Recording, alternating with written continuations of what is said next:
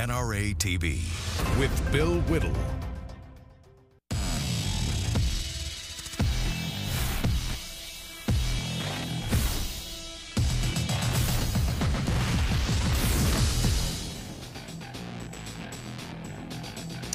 Hi, everybody. Welcome to Hot Mike. I'm Bill Whittle here in Los Angeles. Hot Mike can't be here today.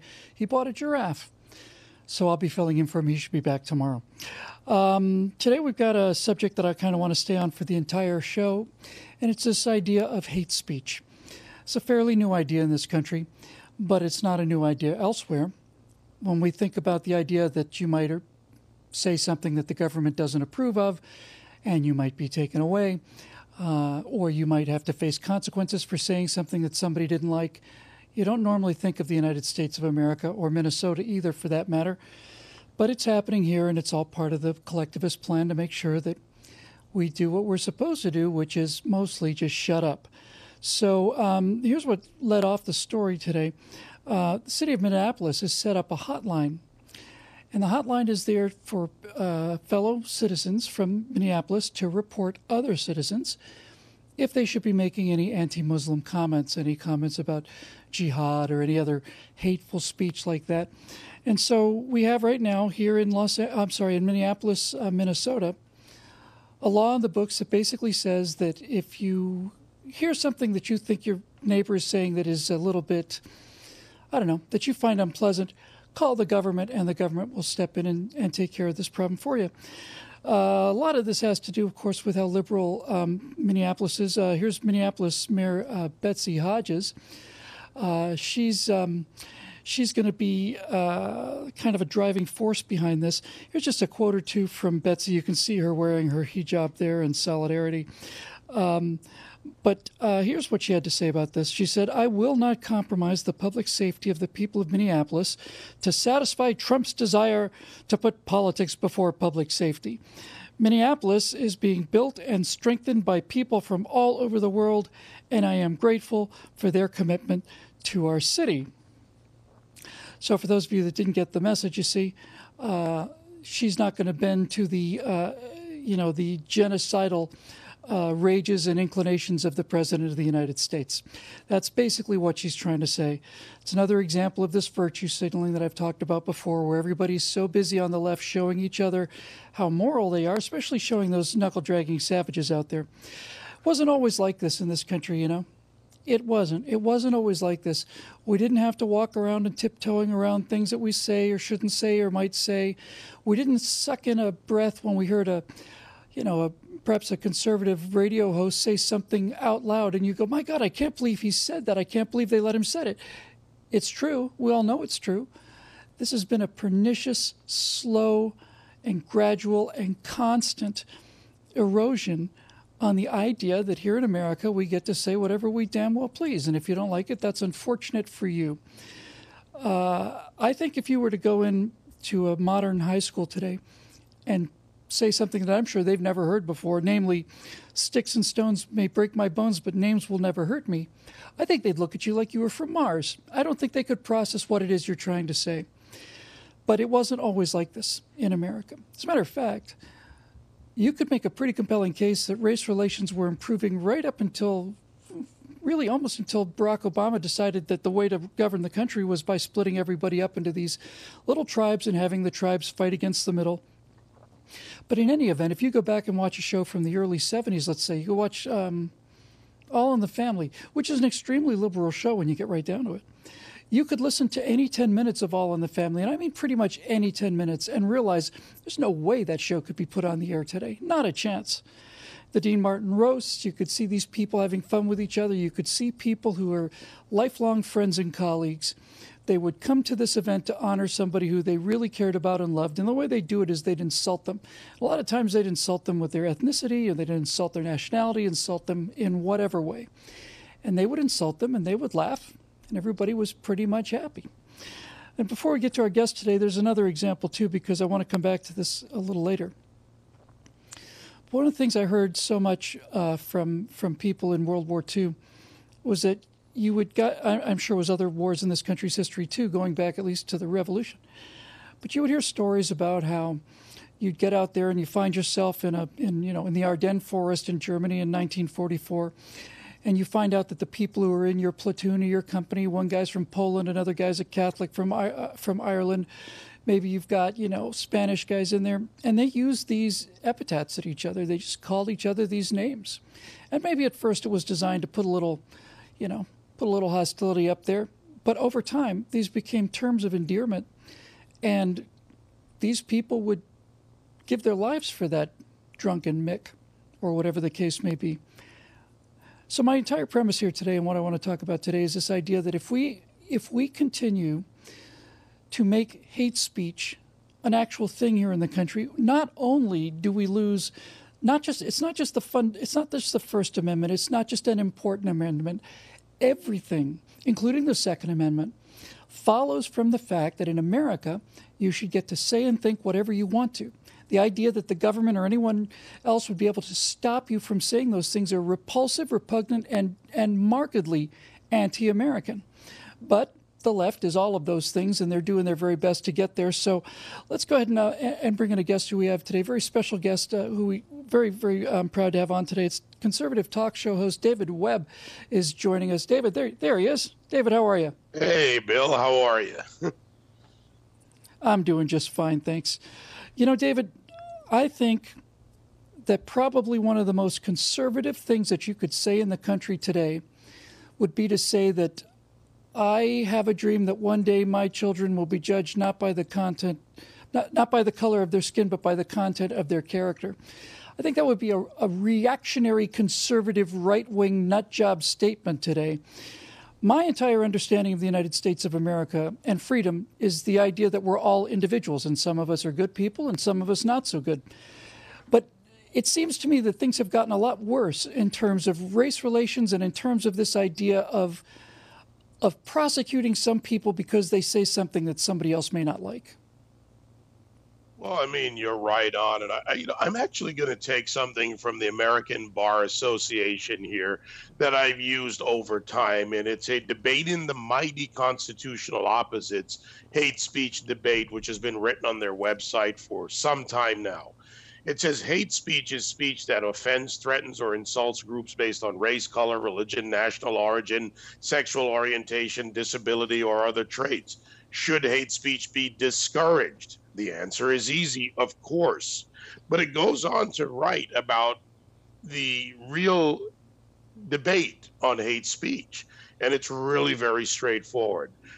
Under the First Amendment, individuals do have a right to speech that the listener disagrees with and to speech that is offensive and hateful. Think about it. It's always easier to defend somebody's right to say something with which you agree, but in a free society, you also have a duty to defend speech to which you may strongly object.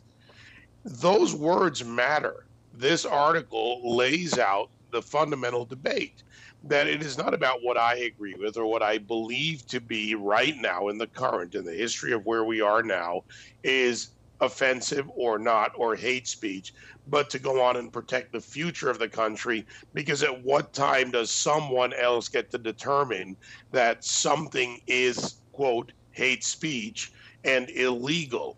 Is at the point, and you use a great example of the Battle of the Ardennes, one of the hardest battles ever fought in the history of the modern world, when side by side, many people who did not know each other, agree with each other culturally, called each other names that were then and today considered camaraderie or maybe offensive, but they fought their way through something to defend this principle that we have a constitution that will not surrender to those that oppose the right to speak or be offended.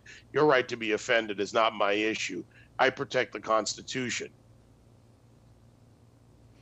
That's exactly right. And, you might in World War II, going back to that example, you might have had actual genuine bigots in that company, genuine bigots who genuinely hated Jews, Bill, or genuinely hated whatever. I'm going to give you an example. I'm going to give you an example of hang on one bigots second, in Dave. World War II. All right. All I wanted to say is you might have people that are in fact bigoted that way, but most of that prejudice goes away if that person saves your life. If that person puts his life on the line for you, you are suddenly facing a different kind of reality. One of my favorite moments ever was it was George Will actually, was talking about the movie Glory. And the movie Glory is about the 54th Massachusetts, an all-black regiment in the Civil War. And during that movie, you can see that the Confederate soldiers despised the idea of black soldiers in the Union, but a lot of Union soldiers didn't like it either. And when they went marching into Fort Henry, I think it was Battery Wagner. When they were going into Battery Wagner, you had a lot of white soldiers looking at these black men going into battle with a great deal of prejudice. But once they saw what those men did out there, and once they saw that kind of heroism and bravery, it's very tough to remain prejudiced in the face of that kind of evidence. And George Will said, you cannot say, give me respect. You have to earn somebody's respect. No, boy, what a great example. So I'm going to fast forward to a more modern example, and that is the Tuskegee Airmen. And I happen to know this gentleman well, Malcolm Nettingham, who was in the first class that was training engineers in communications, blacks and whites. And Malcolm recounted a story about a gentleman from Alabama, then a fellow soldier, who basically hated him for the color of his skin. But as they worked their way through the class, as they began to do their job, as they learned that they were there to protect America, and we can deal with our other issues aside from that, they became friends. Malcolm went on to go into communications, work for the AT&T, one of the big companies. He's now one of the still living Tuskegee Airmen. And he told me a second part of that story. Growing up in Scotch Plains, New Jersey, he did not experience the bigotry that others did around the country. The country, to your point, and what a great mixing of two different periods in American history, that the country was not universal. In Scotch Plains, New Jersey, he had a good existence as a black man pre-civil rights. And it wasn't the greatest world, but in that world with his close neighborhood and friends, blacks and whites did not see each other the way we're told everything had to be according to the liberals. It's a very complex world, and people, to George Will's point and to your point, they're judged by their actions. That's right, by their actions. And if you happen to be a particularly prejudiced, B-17 pilot over Germany, and you're trying to fight your way home and just make it back with your crew, and all of a sudden the red tails appear in P-51 Mustangs, you look out the window, you got black fighter pilots escorting you home. They're the only squadron that never lost a bomber. And after a while, that would be pretty reassuring. This is the kind of thing that changes people's minds, not lecturing and not any of this, don't say this, can't say that. I think the more energy we put into telling people what we're not allowed to say, the better. And I cannot let Tuskegee pass without saying that Booker T. Washington's attitude towards hate and race and prejudice and all the things that the left is trying to basically criminalize was the exact opposite of what we see today. Booker T. Washington basically told his students at Tuskegee, we're going to have to hold you to a higher standard, not even to an equal standard, to a higher standard.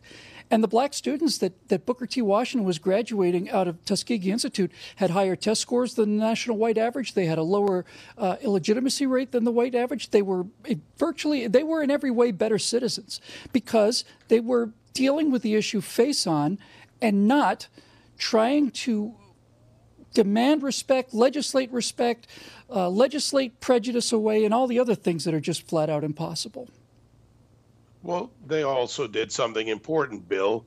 They solved the problem that existed then. Think about it. We have reversed the course of racism, the slavery that happened in the colonial world.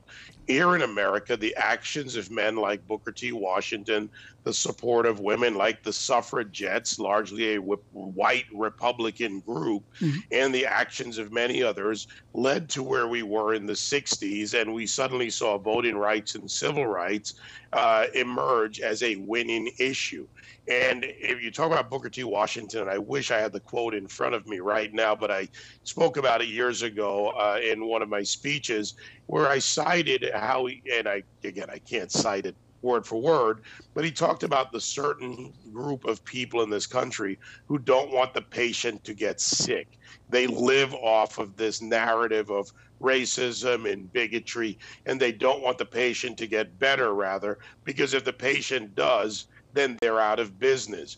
What you're talking They're about out in of a job. Minneapolis is another example of what happens when people have this idea that they can force someone to think a certain way versus solving the problem. That's exactly right. That's exactly right. And David, I want to come back and talk to you about some examples of this so-called hate speech and some examples where the entire idea just doesn't seem to exist in America today. That's mostly in the military. It's been my experience anyway. We'll be back right after the break. This is Hot Mike with Bill Whittle right here on NRA TV.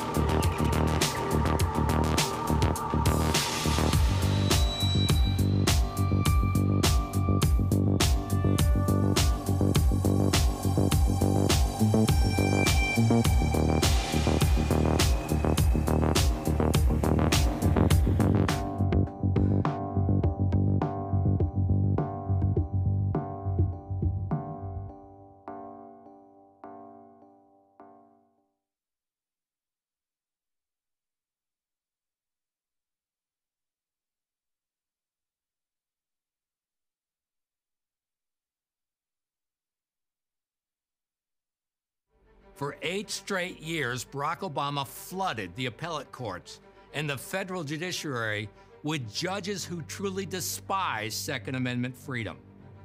More than 300 Obama-appointed anti-gun judges represent an infection for which there is no cure other than time and vigilance.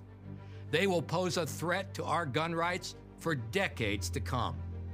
We also face a growing group of anti-Second Amendment elitist billionaires, led by George Soros and Michael Bloomberg. By pouring hundreds of millions of dollars into state and local elections, they have succeeded in confusing many voters into believing clever labeling like universal background checks and so-called common sense schemes will make a difference in the safety and security of our communities. The truth is, the anti-gun billionaires have only one goal: the absolute eradication of the Second Amendment freedom for the average American citizen. Not for their security forces, their families, and themselves, but for you, the everyday American who stormed the polls in an act of ultimate defiance of the elites. They will continue to enjoy the support of an openly dishonest media that truly hates your right to speak, your right to worship, and your right to vote. And most of all, your right to keep and bear arms.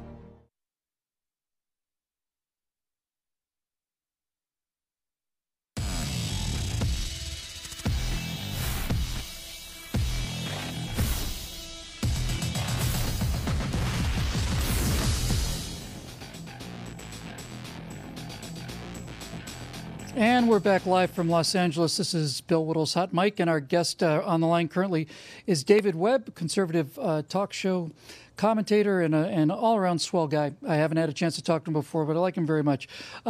David, we've been talking in the first half about some historical examples. We talked about 54th Massachusetts and the Civil War and the Tuskegee Airmen in World War II. Examples of a different way to approach these racial differences than the hate speech laws of the left. My understanding is you're on the Young Marines National Federation. Even today, you go into the, I've been privileged to do many things with the military. I was on board the USS Pasadena for a couple hours, 600 feet below the Pacific. And my impression there was that, there were no blacks, browns, yellows. There's just, blue. And I've heard it's the same thing is true for green for guys on the ground. It's paradoxical, isn't it, David, that in an organization with uniforms and the regimentation and the discipline and command structure and all of that, nevertheless, it seems like military service is where you are most dependent on somebody else as an individual. Is this a good person? Yes or no? Can I count on this person if things start to go south? Yes or no? And do you still feel that military is pretty much colorblind out there? The military is with the men and women that serve. They do see it that way in large part. Of course, there are varying opinions within it. It's the leadership that's become a problem. And we're seeing the change in leadership right now. The leadership under Obama was moved over to a social engineering experiment. Only in the military under Obama could you find commanders who would spend $30 million to do a test of men and women in the Marine Corps to find out that there was a difference in physical ability. You didn't need $30 million for that. What? You had the social experimentation. I am shocked. Yeah, it's $30 million. Who knew? Yeah, who knew? And the thing is, they were pushing an agenda to get to an end result. And when it didn't work out their way, they went on to the next thing. Surprise, surprise, there were gay people in the military all along. The rank and file know this. They dealt with it, as you said. When I'm in need of someone who's got my six, when I've got something that I need done, is that person dependable? Can they carry me off the battlefield if I'm injured? They don't care what you do in your personal life. So the biggest thud was, oh my God, gays in the military, they've always been there. The social engineering is being turned around now. The command structure, the military, they're going back to the combatant command approach, which is we need to have the best war fighters, the most capable, smartest people. You look at 19-year-olds. You're on the Pasadena. I was recently on the Kearsarge, one of the great names in naval history in this country. And I meet with these young 19 and 20-year-olds who literally are responsible for billions of dollars of not only equipment, but immeasurable the cost of their fellow sailors and their fellow Marines' lives. Mm-hmm. The trust, the working together of the teams on the deck, on the flight deck, below decks, everybody doing their part from the engine room all the way to the battle bridge, getting the job done. This tells me that 90% or more of the racial problems that we have in this country are manufactured by the left. They're just made, they're manufactured by it. They call them community organizers, used to call them agitators. They just manufacture so much of this. Let's go back briefly to that, the story that got us started, that they've set up a hotline in Minneapolis so that if you hear anything that you might consider to be anti-Muslim or in any way prejudicial or harmful, you can call this number, rat out your neighbor, and then the city will step in and make sure that person doesn't speak their mind anymore. David, when I was a kid, my dad was in the Army, and he got to Germany in the last week of World War II. He was never shot at, never a combat hero, nothing like that. But we were watching all kinds of shows like, Combat and Hogan's Heroes. And one day I drew a backward swastika on my hand because I was trying to get it right because I was putting them on the wings of airplanes. I was showing U.S. airplanes shooting down, German airplanes. That's what we drew. And my dad saw that on my hand, and he lost his mind.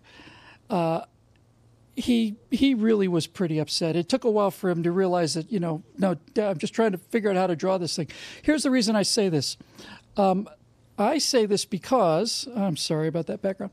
I say this because the problem with something being dedicated as hate speech is that who decides, right? I mean, who makes the decision? It always comes down to that. Who's going to decide? My dad said the Nazis should be allowed to march in Illinois. I said, Dad, you hate the Nazis. You gave me this lecture. He says, yes, but who decides? It's an important lesson, and Skokie, Illinois was and is a signature, it's a landmark case, rather, for that very reason. What your dad was explaining is the difference between, or his reaction is the difference between outrage and discouraged action, because he didn't understand why you did it, as I see it, and then explaining what it is and what free speech is. But what they're doing in Minneapolis will fail. It will fail on a number of levels. If it ever met the constitutional test, it would fail in the court system if it ever got to the Supreme Court. And it would also fail culturally. What I would suggest that people look at is the example of what you should report. In San Bernardino, before that terrorist attack, the neighbors saw Muslims late night, and they knew they were Muslims, people dropping off things in the garage, things going on that didn't look right. If it was in a neighborhood where you were concerned about, say, a crack house, someone would likely report it as is their activity. That's drug-related activity. They chose not to report it. If you want to help the Muslims in Minneapolis. Yep. Sounds like we may have lost him. I think I might have lost him. Are you there, David? I think we may have lost our Skype connection to David. So let's just wrap it up by this. First of all, thank you very much, David Webb, for joining us today, and I'm sure we'll get a chance to show you out a little more formally and appropriately next time. But that was really tremendous what you said there. And so back to this issue of trying to resolve racial prejudice with things like laws and statutes and commandments and lecturing and hectoring and all the rest. I'll say this as clearly as I can. I would be honored, delighted, and proud to live in a country that was made up of nothing but David Webbs. I don't care what they look like. That is the kind of man who makes this country work, and the kind of people that make this country work. And when we get into where things really matter, like the military, for example, we find people get along really pretty well. We find they get along pretty well in football stadiums too, you know? Once you get away from all of this left-wing politics and all this left-wing agitation, you find out that you've got black and white and yellow and red Packer fans, and you've got a similar assortment of Bear fans. You're either a Gator or you're a Seminole. Doesn't matter what you look like. This is of all the things that the left has done to this country, this is, to me, by far the worst. They've taken the deepest, most tender wound in this country. You know, the one thing that we really didn't get right at the beginning, and they are prying it open in order to make it bleed, because they would rather rule over the ruins of this society than just be sharing power with the rest of us in something where everybody's getting along. Well, that'll do it for Hot Mic today. I'm Bill Whittle. We will be back tomorrow on NRA TV. We will see you then.